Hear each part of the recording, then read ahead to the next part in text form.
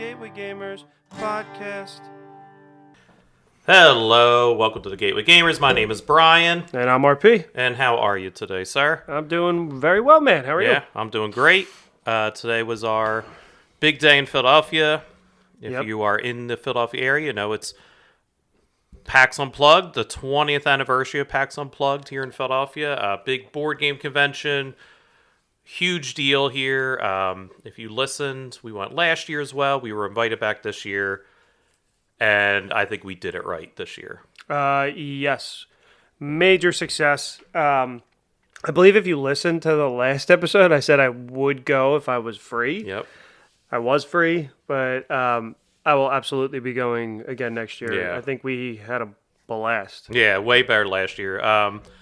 Just to give you some background, I think we went last year, and I just have a bit of social anxiety in a certain way where we kind of went, and I was like, I'm ready to go after we checked it out. Yeah, but I mean, to the listeners out there, if you've never been, that was our first one ever. And it was, as somebody who doesn't get overwhelmed like that, it was overwhelming for me. Mm-hmm. It was crowded. I think that's also why I said, like, I'll go if I'm free. Yeah. Because it was so crowded, congested, everything. The layout this year was so much better. It's still overwhelming. I didn't feel crowded at all. No, I didn't feel crowded at all either. I felt like I had room. I didn't feel like I was bumping in. I had some bag issues, and I still didn't feel like when I was adjusting my bag, anybody was near me. Yeah. Like, because I had to keep adjusting it and, like, putting my hand out and stuff. But, yeah, no, I think that helped. I think that helped both of us this year. Last year, it was crazy. It was overwhelming. We didn't know what to expect. We didn't and I couldn't stop. I remember stopping to look and talk to people at these games, and just my backpack and me getting like bumped by people. This year, none of that. We talked to listener Kevin. We ran into a fan. Yeah. We talked to him for like 15 minutes, and we just stood like kind of in the middle of a walkway, and I didn't feel like we were eventually in like way. 10 minutes into our conversation, we were like, why don't we just move over to the side here a little bit? And we did. But then we continued our conversation like it was no problem. Where last year, that would not have been possible at all. It would have been possible to ask a question to somebody. Where this year, I felt like we were able to, if, maybe not every single step, but if people were talking about a game, we could just listen in and watch it. So that way we didn't have to go through it all, the same. Our fan of the show, Kevin, was said that they actually did take feedback from last year. I don't know if it was PAX. I don't know if it's the convention. I don't know. I assume it's probably PAX because they decide how they want to lay it out. And they actually took suggestions from the people last year, and they made an improvement. So shout out to them. Shout out also for just inviting us back. It sounds like great, but it didn't start out great. Well, that was maybe our fault, but maybe a little bit. But definitely a success this year. Yeah. We had a great time. Yeah. We made some new friends. Hopefully gained some listeners and learned about some awesome new games.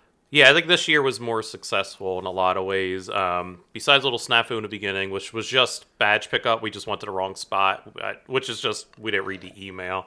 It wasn't the same spot as last time. So it's not that it was like a huge inconvenience, but we got there, blew through security, went to go pick something up, and then they were like, yeah, you got to walk to Broad and Arch. Yeah, like we're from Philly. And even my head was spinning. She was like, I go down this hall, down these steps, down the escalator, out this door. We walked far. Yeah, she's like, and then go 2 blocks down. And I was like, man, if I wasn't for Philadelphia, I was like, my head would be spinning. Also, the convention center is freaking massive. So, like, if you've never been to the Philadelphia Convention Center, it is huge. Yeah. I mean, is it the Pennsylvania Convention Center? I don't know. I don't know. I don't know. It's not Philly Convention Center, just is, or Pennsylvania. But whatever. It's gigantic. It kind of covers like 3 buildings. Like it's. We walked 2 blocks to get to the and that was we were at the halfway point. So it's massive. Yeah. It goes like 3 or 4 blocks. So just imagine that with a stand like that's the size of the room. So anyway, so that was not a great start. I literally was like, all right, we can go home now. Like, it's freezing cold in Philadelphia. It's like 27 degrees today, so we're walking, whatever, it doesn't matter. But no, eventually we got in. Yeah, we got in, and we went in the opposite way of last time, where we went in, it was all like the games for tables of just free play, which was massive. That's where it was the most crowded. Like, I love to see that. I love to see like people trying out their new games with their friends at these tables or meeting people because they had like cones that said like looking for players. So it's like we could just go over and sit with somebody who wants to play this game. Yeah. Which is cool. Like it's not, we didn't really have the time for all that, but if that's what you carve out time for, like that's awesome. It was good to see because we really didn't go over that area last time. And then our first stop was probably the thing I was most excited for was Restoration Games. And I talked to the lovely young woman there as she tried to explain. Yeah, if you check out our Instagram, you can see a picture of him talking to her. Tried to tell me about the Witcher characters, and she did a good job. Yeah, she's like, so do you want to pick it up today? And I was like, maybe I'll come back later. She was like, I know if you will. And I was like, oh. She's okay. Like, I am like geo-locked to this location, so I will know if you come back or not. I think she kind of knew. Like I just couldn't justify $100 for the two of them. Like for a game you have many sets of already. Yeah, it was tough, but The Witcher is an IP that I love. We love Unmatched. Yeah. So it's something I want to get eventually, and I was just like, I can't drop 100 on this right now. Like it's not the thing that I would have dropped 100 on. Now that we're out of the convention too, I can tell you, I don't know how often that would see the table because I don't care about The Witcher. Yeah. So if we were going to play, you could be The Witcher, but it would be the Marvel characters, yeah. Exactly, or eventually Gerald versus Spider-Man. But the thing that I was the Unmatched Restoration Games area was what I was looking forward to as well, hoping to get a glimpse at the Teenage Mutant Ninja Turtles. Yeah. But they didn't have it. They had like the box. They had the box flipped inside. Like the cover was both sides, so you couldn't even get like a sneak peek at the map or anything because the Kickstarter event officially closes this weekend, the 10th, which is what, Monday? Yep. So I guess the day is this dropping on Monday? Yep. So today, the day the that 9th. The 9th is Monday.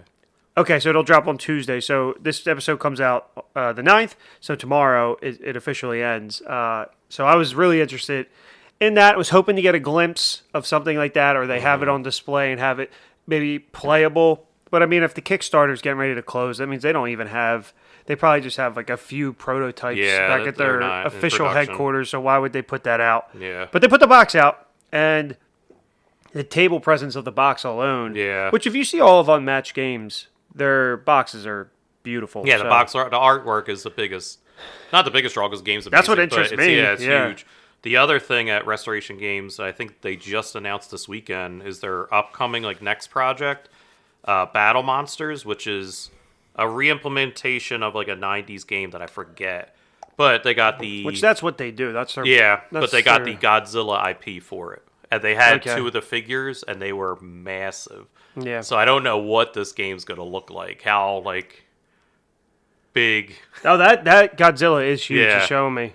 Like, how big the game itself is going to be. So well, you got to do it. But I assume probably the same, maybe a little bit bigger board than, like, an Unmatched board. Those pieces are huge. It has to be a giant But Godzilla needs to be huge. I know, but that's what I'm saying. The game has to be gigantic. Like, they had the other game on display, the Catapults and whatever, which is an old 90s game they restored. And that's huge. That had a huge table presence. So I don't know what this Godzilla game is going to be, but I was pumped. I'm like, all right, now bring Godzilla into Unmatched. Now that you have that IP, that'd be cool. Ninja Turtles versus Godzilla. That would be cool. Two reptiles. Yeah. So we went from Unmatched to we kind of just breezed by the Lorcana booth just to see what was there.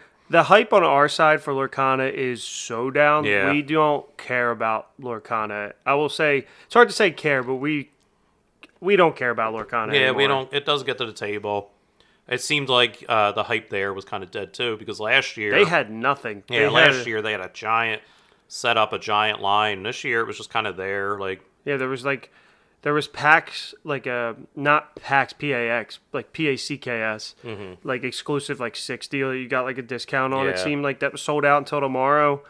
But other than that, their presence was minimal. You could see they had a couple tables. But yeah, so we breezed past that and went over to one of our favorite games. Roxley's Dice Throne. Dice Throne, because I was hoping to, once again, get a kind of a peek at the X-Men Dice Throne box, and they did. They had it on display. If you went to the person, if you wanted to play at their tables. They only had like 2 of the characters out, it seemed like. But you could take anybody from the box. So we were just waiting for an open spot? Yes. Which wasn't happening. Yeah. No, and they had Deadpool too. Mm-hmm. This is a game I will be buying. I love Dice Throne. The Dice Throne Marvel box that I have comes out a lot. Something me and my wife both enjoy playing. Mm-hmm. I didn't really get to see it like I had hoped, but I saw Wolverine and X-Men. Yeah, I was and creeping Wolverine over, and Rogue out. I was creeping over some guy's shoulder. I felt bad because he like looked up. I was like, sorry, I'm just looking. Yeah. I didn't have any shame this year about that. Like if I was interested in something, I would be like looking because that's what these people are there. They're there to explain this. Yeah. And, but this was just an average guy just playing. Yeah, true. But this most of the time people get that. I know. They had Deadpool, but the thing that caught our eye that we got to learn a little bit more about from Dice Throne was the adventures and missions. We learned about both. Yeah. We got to watch. We got a full explanation of how Dice Throne Adventure works, and that really interested the both of us. Yeah, for sure. Which I can see us possibly playing and covering on here. Yeah. So the Dice Throne regular, what's that called? Adventures? Dice Throne Adventures is a giant box where it's more of a campaign instead of battling 1-on-1. You go through like a dungeon essentially and like collect loot to make your deck better. You fight other people, and then the Marvel, and that's like a campaign where he said you need the same group of people to play. Yes. And he said the Marvel one, you can have people just kind of jump in and out. Yeah, like kind of one-off, rotate. So even he kind of said, he's like, that's probably more your speed. I was like, oh, okay, thanks. You know us, guy. yeah, seriously. He just met us. Gateway Gamers, huge fan. But the missions box had, from what I could tell, had all characters that are not in either of their Dice Throne boxes. Yeah, I think they're just like sidekicks. I mean, the biggest draw for me is it has Mysterio right in the cover. Yeah, the cover is an insta-buy for me. It covers Hela, Mr. Sinister, Mysterio, Doc Ock maybe, and then Wasp was on the side. Anyway, that was pretty cool. Yeah, we didn't get to see that play, but we got to learn more about that. Yeah. I was already frothing for that one, so just kind of hearing how it's done just made me more like, oh yeah, I'll probably end up getting that. And we got gave us a code to get a percentage off, so it'll probably by the end of this recording. Yeah, my phone died on the train, so because we took the train into the city, which was easy as all. So yeah, I'm in a group with other media people, and they're talking about flying from Canada and flying from here and this and that, and I'm like, oh, it just takes me a 20-minute train ride to the city.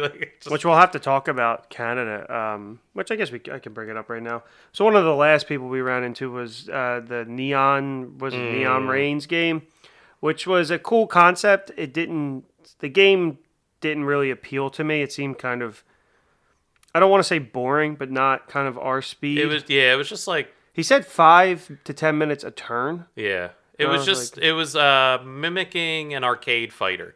So imagine like Street Fighter, like that. And the cards that you played were like joystick left, so you were basically going like, if you were doing a combo, like down A, left, right, B. So you had to play these cards in like that order. I think there's a similar game. But it was interesting. It was fine. The art caught our eye. We literally turned around. It looked like Dice Throne. That's why. Even I was like, is this the same guy? Yeah, it was. I could tell. But yeah, business card, and like we wanted to buy a game, and he didn't have any because all his stuff got caught up in the. Yeah, he said that their stock was low because they got there on Friday and had just gotten through Canadian shipping because of the strike in Canada. Yeah. So he's like, as we opened the door on Friday, our stuff was getting here.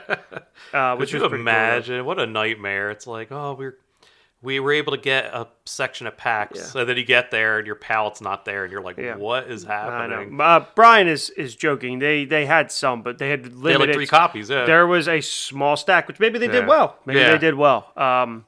But they were. No, he said he was short because like I was just like, oh no. But that was funny because imagine you get there, you fly to Canada, and then the shipping screwed you up. Yeah, and how it works is because when I worked for the comic shop we used to go to, we went out to Chicago. I helped them out, and you get the pallet shipped, and then you get to the convention, and like you have a designated spot. You tell them to just drop it there. So you walk in, and your stuff's just there. So we shipped a bunch of comics to Chicago, like Comic-Con, we got our pallet, the stuff was falling off. Like the wrapping of the comics like busted, so all the like long boxes, the comics were just like on the floor. Half our pallet was just like on the ground. No way. Everywhere. And they don't care because they're just union. They're like, well, it's in the spot. Who cares? So like, people are going into their booths and doing whatnot, and our comic stack was just like all over the place. Yeah, it is what it is. But like, he probably the same thing. He walked into the convention, was just like, all right, where's our area? B7. Okay, where's our pallet? I wonder how much they had to pay to ship that there. Oh my gosh. From Canada. Yeah, so, they pay. It's an internet. Yeah, it's crazy. Anyway, so we hit them later, but we did really well this turn. So after Dice Throne, we decided to do something that we typically don't do. Yes. We sat down and played a game for a bit. Yeah, we got taught a game. So we walked over to the Asmodee booth. And I was looking at the Survive game. They have a new Survive game. And I just was looking, and the girl was just like, oh, like you get a promo with it. She was super helpful, too. She was super nice. She was funny. Like, she rolled pretty well because I was giving her a hard time. So she was like, oh, like it comes with a little monster promo. And I was like, oh, cool. And then we were looking at Monkey Palace, which caught your eye because it's a Lego game. So you're like, oh, Lego does games now. And I said, I think this is new. Is this their first game? They used to board games. They used to do board games. Oh, really? Yeah, from just Lego made them, and they actually have a Harry Potter one. Really? Yep. So the people that were there were getting up, and she was like, "Oh, do you want to sit in and play?" I was like, "You know what? Like, I'm actually interested in this game. Like, I'm curious, like how it plays. Let me sit down." So we sat down, and I was like, "Does this come with exclusive too?" And she's like, "No." And I'm like, "Then why am I here?" And she just kind of smiled, and then no one else was coming over. So she sat down, and she was just like, yeah, I guess I'll play with you guys and teach you. She's like, I don't even like this game. And I was like, why are you here then? What is happening? Like, and she kind of laughed it off. And then, luckily, two people showed up came over and played. They were watching, and I was like, do you guys want to play with us? Yeah. And they're like, yeah. And then she took my first turn. She's like, I'm going to take... She's like, you're playing number one. I'm going to take your turn now. And I was like, what? I was like, what is happening? She's like, it's just easier. Yeah. And I was like, and it was. Yeah, it was an interesting game. No, it felt like a deck builder, which I thought was interesting, but you're building. So the goal is to get the most, like, bananas. And you start off with a placard that says like player 1, 4 slots to put cards, and you're building a temple, but you can only build, you have to start at the bottom, and your pieces have to connect to the stack that's already there. And you can't like go off and build a stack somewhere else. And have it hanging. It has to, it can't be straight up, and it can't be hanging off like another Lego piece. Yeah. So it was cool, and we could get into more detail if we ever cover it. Yeah, but it was a neat little game that I was like, you know what, and I kind of said, I'm like, this would be perfect for our audience because it's in big boxes. I'm pretty sure it's a Target. I've seen it at Barnes & Noble. Yeah. And it played really easy. Like, she kind of explained it real quickly. And so is that game already out? Yeah. Oh, okay. Yeah. So your big thing, and you talked about last year's episode too, is like you want to see this exclusive stuff. That's just not what this is. Like, it's not. It's really rare to have like. I mean, it makes sense because you want to pitch these games that are already out, but I would think that with a game that's already out, you would maybe show something new. Like, for example, Lorcana, maybe tease the next set. I think they did. I think they showed the next 2 sets. But that's it. They just have pictures of what's coming, not like cards to get. Like. I thought like maybe Dice Throne, that was coming out. That should be out already. I feel like it was supposed to be out. It's still pre-order. Yeah. I don't know, and it doesn't give you a date to when it would ship. But anyway, yes, that is my like, because I'm used to like Comic-Con. And Comic-Con, like the big Comic-Con. Like PAX is a big deal. It's not just like a Northeast thing. PAX is a big deal. Yeah, people fly in from all over. So I thought that maybe they would have stuff like that. But the Lego game was cool. And I thought we could. It's definitely something we'll cover in a future. I didn't know. I thought it was new because I had never seen it. But you're like, it's new, but it's out. You're like, it's at Barnes, and I'm like, okay. So my biggest thing is just like, I don't go nuts at these conventions just because a lot of the stuff is available in my friendly local game shop or Barnes. Yeah. Like, they have deals, but it's not. It's like 10 or 15. It's like $5 or $10 off. So sometimes I don't get like super like The Witcher Unmatched. I'm pretty sure this was the first place you can get it, and I don't think it's anywhere else yet. But like in a week or two, it's going to be everywhere. So, so like that's cool though. Like, to me, that's cool. And also, so like that was a question I had anytime we talked to somebody. I was like, well, because if we're going to talk about the game, where can we buy it? Yeah, I love they all made the same joke. They all said you can get it right here. Yep. Or you can get it on Amazon. Amazon. Yeah. Everything was Amazon. Because you can sell. Amazon is actually really easy to sell. I know. You just got to pay their fees. Friendly local game store. Yeah, but that's got to be harder. Then you got to have you need a distributor. Like Amazon's kind of easier.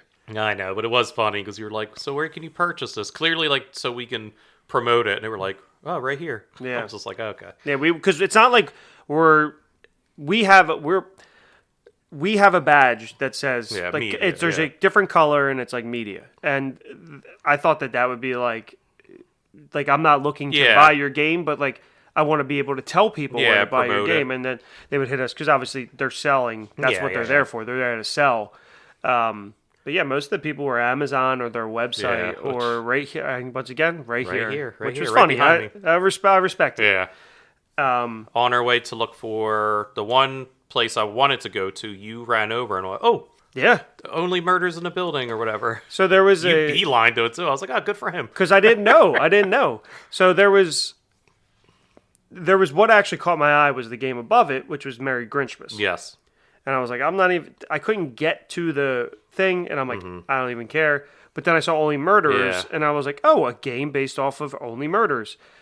So somebody who worked for Lucky Duck Games was standing there and struck up a conversation with Bryan, and he's like, oh, tell him, what you want to see. And I said, oh, Only Murders. So the man went over, grabbed the box, explained the whole game to me. It's a game made by Funko Games and Prospero Hall. Yep. And Lucky Duck Lucky Duck is like an umbrella of another company. Goliath Goliath bought Funko because you pointed out the Grinch game and I went, oh, that's a Funko game. Why is that Lucky Duck? And then you saw on the back of Only Murders because I was like, that game sounds really interesting. Like it's a very thematic, like the way he went through it all. And then you went, oh, it's Prospero Hall. Yeah. And I was like, oh, Prospero Hall. And I said to him, I was like, are you guys working with Prospero Hall now? And he said, Goliath bought Prospero Hall. And they bought us. Yeah. So we're like under their umbrella. I was like, okay. Which was so funny to me is that he said this is the third convention he's done. Mm-hmm. And he said he didn't even know Only Murders was a show. Based on a show. He's like, then I was like, so why are you hawking these wares? Well, like.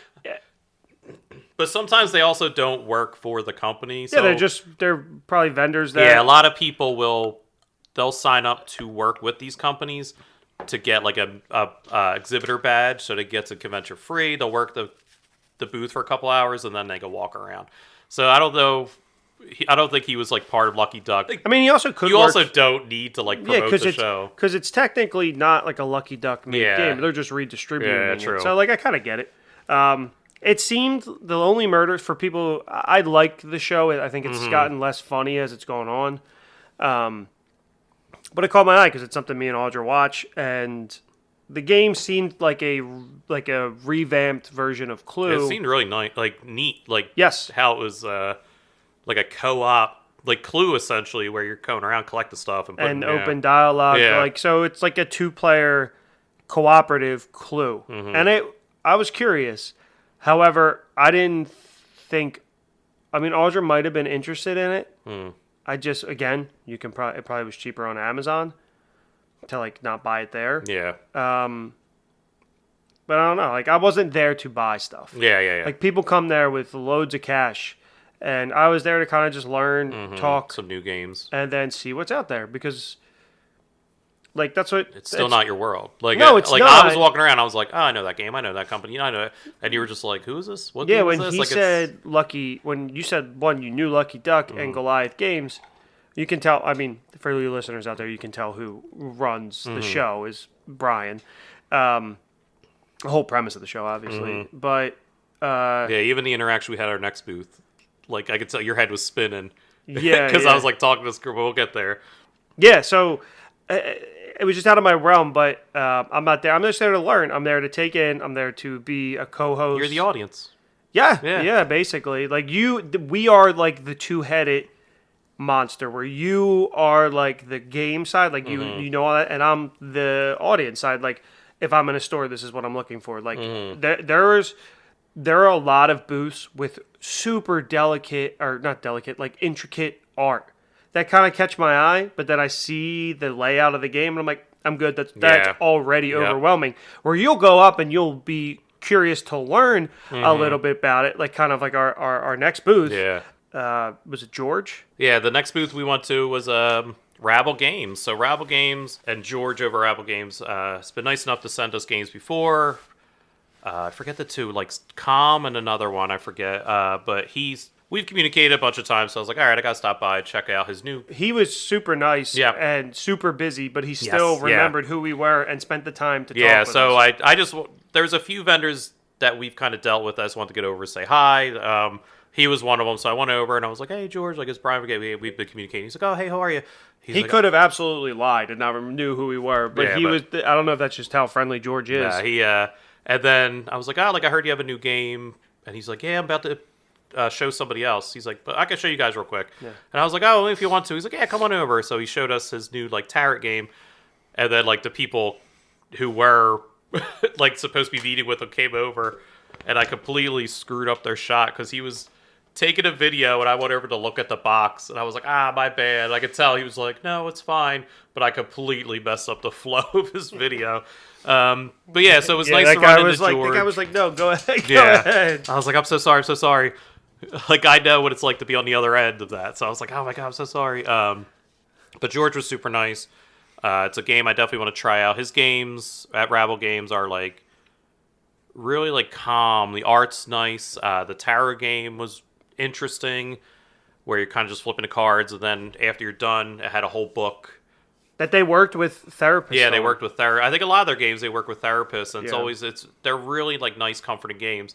And this one was neat because like after you play, it's like a tarot reading where you have a whole book, and then you flip through the book, and where the cards are, you like read the book, and it'll be like, oh, like there's something in your future. So it was neat. Where I was like, oh, okay, like the art it's a self-diagnosing like tarot game. The art was really nice because one of them was. Jesus. And I was just like, ooh, Lizard Al Gaib. Because I was like... Does it look like Paul Atreides? Because it looked like Paul Atreides. And they were like, what? And I was getting ready to explain, and I said, never mind. I knew immediately, but he literally stopped because he thought you said something like... Like about I was asking a question or something. Important. Yeah. And I was like, Lizard Al Gaib. And he was like, huh? And I was like, I literally like took like 2 or 3 seconds, and I was like... I saw you. Never mind. Yeah. I was like, never mind. That was very funny. Yeah, so that was a good booth to go over to. So the after that we went to my favorite booth for sure. This was one. This is one you knew about. So whenever I map out the con, like last year I said I got to go to Roll Crit. Roll Crit's number 1. Yes. This year it was I'm going to say our friends now. Yes. But it was this one where I was like. I followed them on Instagram, and I said, this would be perfect for both your podcast, previously recorded, and my podcast, because it's a nice collaboration where it's a game. Our podcast. And it's, sorry. I just wanted to There's 2 people here. So I was like, this would be a perfect marriage for both of our podcasts to kind of come together. So I was like, we got to find this made-up movies booth and check it out. Because I didn't even tell you what it was. I just said we got to find this booth. Yeah, and I went, oh, there it is. And it's had movies, and I went, sounds cool. Yeah, let's go over there. So it was just we walk up, and it was David and Chenzi just standing there, or Chenzi wasn't there yet, so it was David or Dave. How it was a woman helping out, exhibiting. And a woman I didn't get her name, helping out as well. But we've ran into her a few. We've never met her, but turns out she knew who we were because she used to work for Funko. She said yes. She said, I think we've sent you some stuff before. Yeah, and I was just like, oh, okay, yeah. Like when Funko was around, we probably collaborated with you. Yeah, and so she was super nice. Yeah. And it made the interaction with Dave and Chenzi, who we had never met before, super pleasant. And so they have this game called Made Up Movies, and I was really. Because, like I said, Bryan knew the game. I didn't. So I walked over, and... he was ready to go. He was kind of just ready to go. I didn't know who he was. I didn't know if he was the creator. I didn't know if he was just working the booth. He had a cool shirt on. So we just started talking, and he's like, he explained the game. And I was like, oh, okay. And he's like, do you want to go around? And I got picked to do... Thank God. Because you nailed it. I think you impressed him. Hey guys, just to give you a heads up, the next 15 minutes or so got a bit of the con crud, so the audio's a little bit weird, but it gets corrected after 15 minutes or so. It's not bad. It just sounds off. Yeah, sorry. Stay tuned. So the concept of the game is, it's called Made Up Movies, and it's Made Up Movies is this, your studio execs will put you to the test with a variety of fun, silly, and surprising questions to make you earn their millions. So you have this, it's called a universal pitch template, not Universal Films, but universal. So you draw a movie card, 2 star cards, a genre card, a setting, and then 2 more movie cards. Mm-hmm. And it goes as such. This is a reboot of movie cards starring actor and actor. And it's a genre set, and then it's a setting card.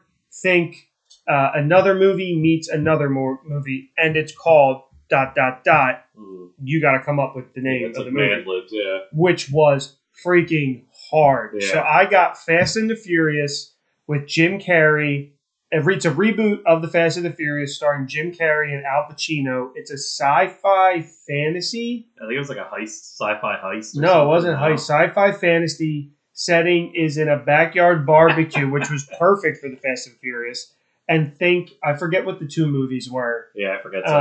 Something meets something. Yeah. And it's called, and I think I called it like Old and Young. Something. Furiously Old and Young or something like that. You did great, and then you were there. You're like, I think you were taking it so serious that even Dave was just like, oh man, he's listening to this. So I was like, this is awesome. Yeah. I think this is cool. I think this is great for our friend group. Mm-hmm. And I thought the biggest thing, I think it's great for our listeners. I think that this is something that belongs in a Target that you can just pick up and play with your friends. I mean, of all the games we covered, then this is kind of right up the alley. So after you do your pitch, you then get asked, I think, the other players have like questionnaire cards, kind of, because you're trying to pitch this movie to the executives, and we're the executives. So I think she asked you, like, why this movie needs to be made? Yeah. Or something like that. And then mine was like, describe the first opening scene or something. Yes, you said describe the opening scene, and I said Al Pacino's eating a burger at the barbecue, and he goes into a heart attack. So Jim Carrey's got to race him to the hospital. There you go, opening scene. You'll make $1 billion. Yeah. And then the other players have like money cards that they give out. So I think it's just kind of you have to convince people. How much they would pay for this movie. So I thought that this was a hit, and then we ended up hitting it off with the 2 creators, David and Chenzi. Yeah, because what happened? We were just saying, you were talking about your podcast, Producer Court, being like a movie podcast. So I said we have 2 I said I think this would be great for the show, and I said I have 2 podcasts. I said we have this one, and then I have a movie movie pop culture podcast. And I said I think it would be great for them. And he said, "Oh, this would be great. You can actually play it on the show." And then they said and then the Chenzi was like, "Oh, wait, you have a movie podcast?" And then we kind of just hit it off. Yeah, because he's like, we worked in movies. So they both work in the film industry, and that just sidelined the entire conversation. Like David worked on Furious 7. Chenzi worked on, was it Thor Ragnarok? Yeah. So, Loki season 1. Like they were dropping everything that we love. And we were like talking to them about it. So Taika was awesome, like things like that. And we spent, I think, a half hour. We were fangirl. Yeah, big time. These 2 people we met. Yeah. And meanwhile, people are walking by trying to buy their game. And we're like, tell us about Taika Waititi. Was he cool? And one of Chenzi's favorite movies is Back to the Future, which if you guys listen to the previous recording, or on here we talked about it. It's one of mine as well. So we follow and now we follow them on Letterboxd. Like they were just such genuine dudes that it was such a pleasure to meet them, and we actually look forward and hope to have them on the show. We might have them on. We're gonna try to make it work. So look forward to that. So Made Up Movies, and they have an expansion, and we also got part of their membership cards, which is just a little fun little. It looks like Blockbuster. Yeah, I knew from their Instagram, I was like, RP's gonna really enjoy this game, and their gimmick of the Blockbuster card and how the game works. But then, like I said, once we found out like they worked on all of our favorite movies, we were just like little schoolgirls. Yeah, tell us about because it's something like we love. Like we love that. And both of us love like behind the scenes stuff. We just love movies in general. Obviously, we're huge Letterboxd fans. We subscribe to them. So that was like the highlight for me. I think it was really awesome. Not only getting to play a cool game, but getting to meet two cool people who are just trying to push their product. And that's what it is. I think because we started with like the big publishers, which are great. Like we're there to like check out their games and whatnot. They're there to just collect. But you didn't meet the creators. You don't meet the people that work. Not all the time. Sometimes there are, but I wouldn't know. And then to like meet these two guys who like made this game and they're like passionate about it, and like they were excited to meet us because we were so interested. And I think.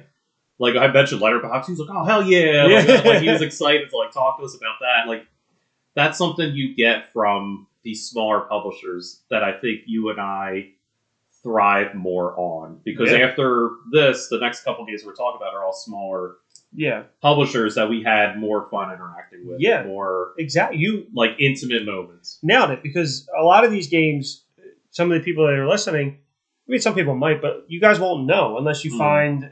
A lot of these smaller games thrive off of recommendations. Yeah, word of mouth. Word of mouth. You're not going to find them. And like what I was saying to them was like, this game deserves to be on a Target shelf. There's garbage at Target. This would and one of them did not confirm or deny that, but they laughed when Bryan had said there's some garbage at Target. I was like, there's some real expletive garbage at Target. I was like, this would fit a lot better. And so this one I enjoyed, but I also think that you guys will enjoy. We'll be talking about it again. Yes, on your show and here.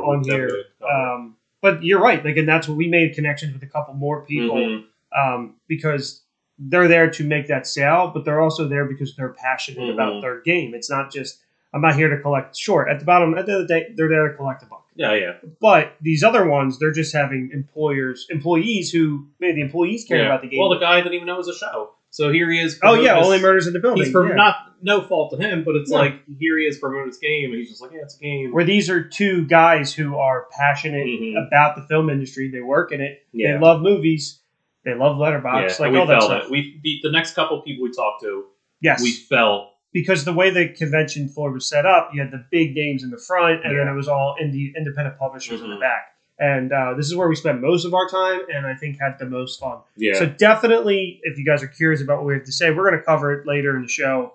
But Made Up Movies, follow them on Instagram. Yeah, we'll put up on our Instagram. If you follow our Instagram, I think you can get them on Amazon, I think they said. Yeah. And their website. But yeah, we'll cover that later. But that was... That was page as well. The highlight, definitely the highlight for me. The next couple booths we went to were awesome. Yeah, like I said, they were smaller publishers, so we had a great time because we felt the connection with them. The next one was the Connected Clues, which actually you walked over to. It caught your eye. Like I was just kind of like meandering around, and I saw you wander over, and I was like, "Oh, what's this?" And because we walked by, it's kind of a funny story booth. Yep. Yeah. And I just said thank you. They had sent us their game that I enjoy. We didn't cover on here. I think you covered it on the Instagram. I think so, yeah. But that's a good party game. I pull out a lot. So the Made Up Movies and this Connected Clue have the same kind of look and style to it's kind of a funny story, and that's what kind of drew me to it. Yeah, so we went over there and we met the creator's wife, and she was super funny because we were kind of like joking around with her, and she was rolling with it. But Connected Clues was really interesting because like you kind of walked over and I'm like, all right, what's this? Like, what could it be? And that's something I just want to say before you get into it. Like, that's something we didn't do last year. No. We didn't talk to the people. We were getting jostled around. That's really true. And then when they went, do you want to learn more about it? We would just go, oh, that's okay. We'll look you up or whatever. And this year we let what you're supposed to do with these things. Yeah, we walked right over and she was super friendly. She was just like, hey, you want to play around? So I was like, yes, absolutely. And she just kind of pulled out a card and she said, I'm going to give you a top clue, a bottom clue, and you have to guess the answer in the middle. And it's just like Jeopardy. The Jeopardy round. Where you put the two things together to make a long word. So the example on the back of the box, the top clue is Roman Empire. The bottom clue is Empire State Building. So you have to say... The word is Roman Empire State Building. Yes, that's the answer. That's the answer. So you have to give two clues. So you're giving the clues without saying the word. So I can't say Roman Empire. Yeah. I just have to be like, oh, what all men think about every 11 seconds. And the tallest building in New York, if that's what it is. I don't even know anymore. It might be now. Yeah. So and then I think she said it's a race, right? Because it's it's whoever gets it first. Because it's not like if me, you, and I were playing, it would just be like, I guess maybe you could time it, but like say it's kind of a game. Well, it's 3 to 10, so you need so it would be Brian reading it and two of us guessing. Yeah. Whoever guesses it first. Kind of like card. Jeopardy, where you ring in. Yeah. So Brian and his wife, Brian Johnson, his wife. Not me. No. The creator of the game. His wife. We spent most of the time talking to his wife, but she was awesome. Yeah, she was super nice, and then she just looked like she was there having a great time. Yeah, she was laughing. Like we were. I think the one was because they had three different versions. They had the regular, the uncensored, and the rhyme. And she went rhyme, and Brian went no. And she went just try one. Yeah. And I looked at it and went. It was Ted Lasso and El Paso. Well, no, the one she gave me was like Florida Keys. Oh yes, and then something else, and I was like, I can't describe these without saying it. She's like, yeah, that's a hard one. I was like, I don't want this one. I threw it at her. She started laughing. But the one that I got, which was funny, was I described Tom Cruise. So I said, like, the Mission Impossible star, and then it was cruise controls at the bottom, and I went, Speed 2. Is Speed 2 called cruise control? It's called Speed 2 Cruise Control. I'm pretty sure. She knew immediately, because she was like, I forgot about that movie. She was like, at least I tried to forget about it. And it was, like, Tom Cruise Control. But so I was like, that's fun. Yeah. So we're from Philadelphia. Yeah. They're from... State College. Yep, not far, yeah. Not far at all. So it was cool to meet somebody. It was a nice connection as well, yeah. A couple people asked us, are you local? Yeah. Which was odd to me because it's such a huge convention that people are flying in that, like... Well, like David and Chenzi, they're LA based. Yeah. So they flew in to promote their game. But it was just interesting that they were like, oh, you guys local. I'm like, yeah. Well, we worked out we are, but I'm like, I know a lot of people that aren't. So, like, it's just an interesting question. Like, are you local? Yeah, I mean, like you said, you had spoke with a lot of people who were planning in advance, far in advance to fly in and everything. But yeah, we take it for granted. We were just like, 20-minute train ride, and people are like, flying in from West Coast Canada, and I'm like, oh my goodness. Like to me, it's just like, it's a con, like it's unplugged. To them, it's like PAX Unplugged. Yes, like, I'm gonna plan my whole week around this. Yeah. Well, and I get it for people maybe who game and don't maybe have a big game group. Like I want to say there was probably 100 yards, maybe more, of just 100 yards in length, but multiple rows of just tables, white tables filled up, jam-packed with people just playing. Yeah, that was when we first got there. Yeah, truly impressive. Like I'm not trying to sound like oversell or anything. I was very impressed with the amount of people playing. I thought it was great. Yeah. The next booth we wandered to was Change My Mind, which is actually I forget who the owner is, but him and I have emailed a bunch of times. So it was nice to meet him.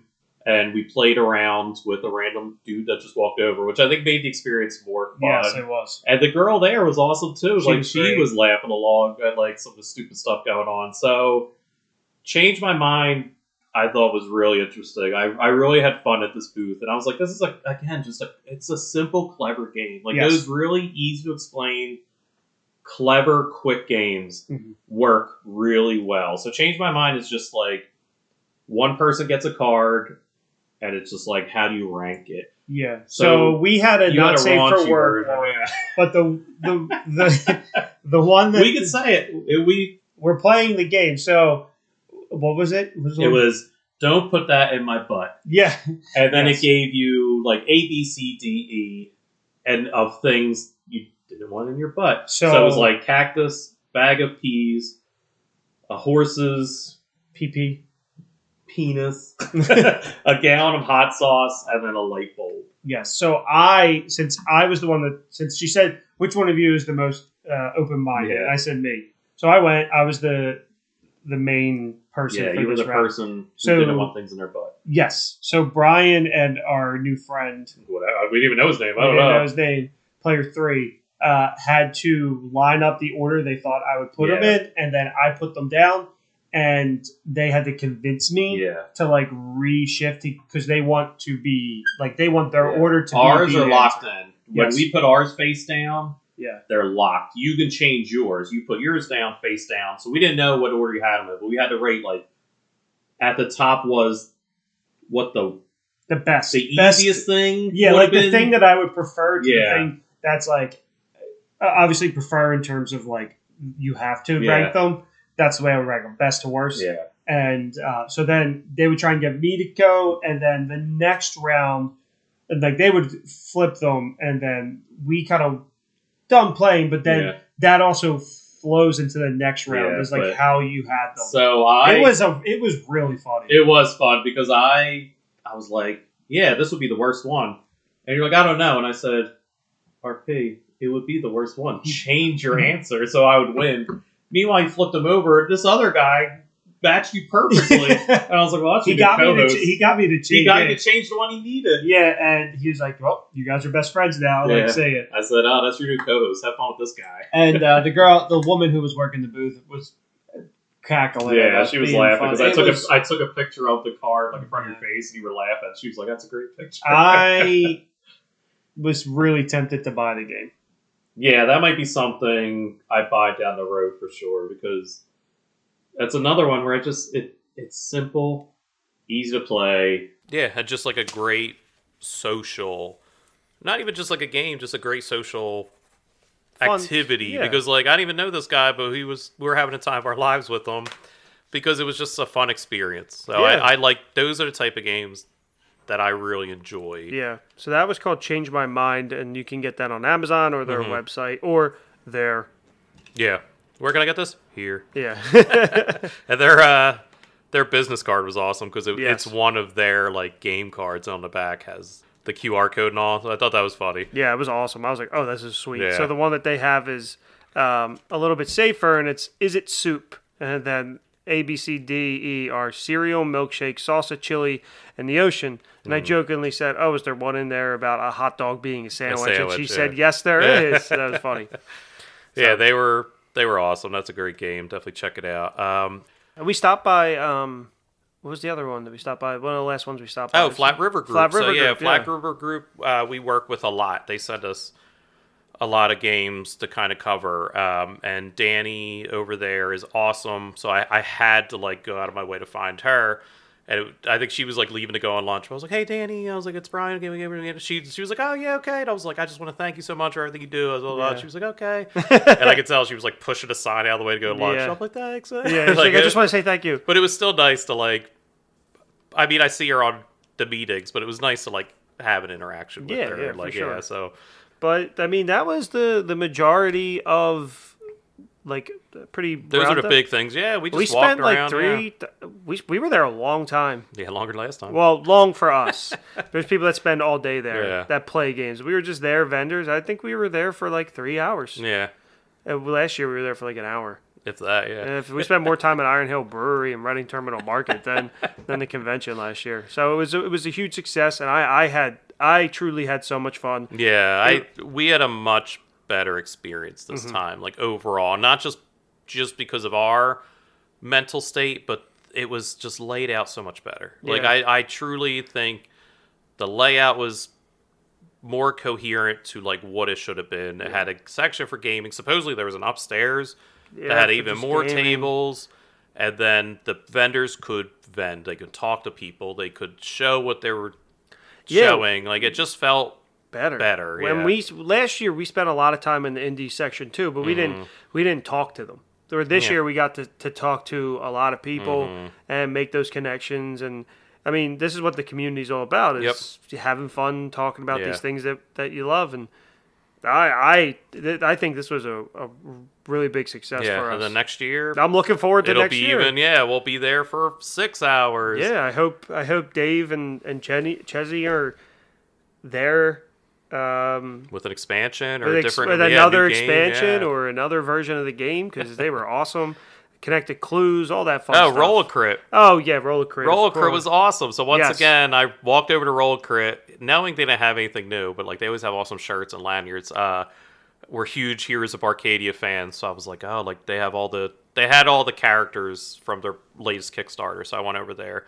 Yeah, so there was people selling. She was trying to sell the game. And I leaned over. I said, "This game is awesome." Yeah. And she's like, "I know it's a little pricey, so I think people were a little hesitant." And she went, "Would you have this thing?" Yeah. And it was I don't know what they call it exactly, but it's a suction cup sword. So the only real complaint that I have about Heroes of Arcadia is like it's tough to pick up the tiles to flip them. And this little thing is just a sword, and it's just a suction cup to grab the tiles. So, like, I was like, no, I don't have that. Yeah. And she just handed it to me. I was like, thank you so much. So we got that and the con exclusive tile, Con Crud, which is just more tiles for the game, which I love. Yeah. So, yeah, that was awesome to walk over. Like, she was fun because I was definitely just like, I don't have that. And she was like, here, take it. And I was like, thank you so much. She was like, yeah, it comes in every box now. Yeah. And I said, we're OGs. I was like, we have the old box. She was like, all right. Yeah, it was awesome. And so it was a highlight. We grabbed a quick drink after and took the train home, and here we are. Yeah, got some food, and here we are. So, thank you for having us, PAX, and thank you for being better this year. Yeah. Thanks for definitely having us back after last year. We weren't too big on it, but they definitely saved themselves this year, and Absolutely. I hope everyone that's there is loving it. The community that I follow on Instagram, they all seem to be saying the same thing. Where even we got there at like noon to skip a lot of the line. Not that the line was that bad last year. We got there because we kind of cut the line a bit. We did. But this year, everyone I know or everyone I see who gets there at like 10 a.m. says the line moves phenomenally. No issues. They said they get there and the line just moves. It's not like it kind of has been in the past. Like whatever queue system they figured out, along with the layout of the PAX itself, is working. Awesome. So, yeah. Awesome. Well, yeah, thank you, RP, once again for kind of coming with me. Thank you for being free and coming with me. It was fun. So I'm glad you were able to go. I'm glad we kind of decided to go again because we were both kind of like, I don't know, if we want to not waste our time, but like kind of as if it's something we want to do after the experience last time. And I'm definitely glad we went and gave it another chance. Yeah, I can't wait till next year. Yeah, for sure. But thank you, everybody. Be sure to check out our Instagram page because if you're like what you're here and you're going to love what you see, we're going to have every game that we talked about, as well as some awful and awesome pictures of us just kind of goofing around at the con. So definitely check that out. Apple Podcasts, Spotify, wherever you're listening, be sure to rate, subscribe, like YouTube. We're on YouTube. If you're on there, subscribe. And thank you so much. It's a holiday season. Check out our Redbubble and TeePublic store. Yep. You can get a nice little stocking stuffer. We've updated our logo, so the merch looks a little bit better. Yeah, the logo's fixed a bit. The stickers were kind of cut weird because of the layout, but it's all good fixed. now. Yep. Yeah. All right. We'll talk to you later. Yep. Bye. Ta-ta. Ta-ta.